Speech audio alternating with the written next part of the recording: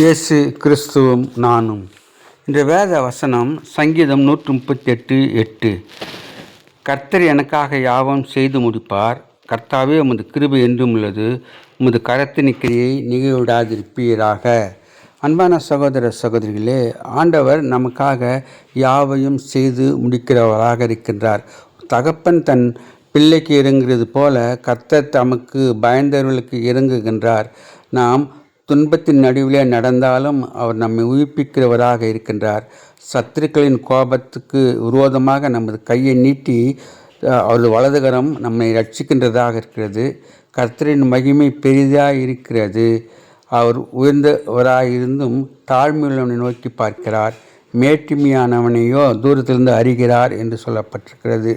உமது வார்த்தையை நீர் மகிமைப்படுத்துகிறவராக இருக்கின்றீர். உமது பரிசுத்த நாமத்துக்கு மகிமை உண்டாவதாக. தேவர்களுக்கு முன்பாக உம்மை கீர்த்தனம் பண்ணுவேன் என்று சங்கீதக்காரன் இந்த 138வது சங்கீதத்தில் சொல்கின்றான். அதனால் நாம் ஆண்டவரை நோக்கி பார்த்து நன்றி சொல்லுவோம். Have a blessed day. God bless you. Give your heart to God, your hand to man. Live in God's word, live on your knees. Thanks for watching. Like, share, subscribe.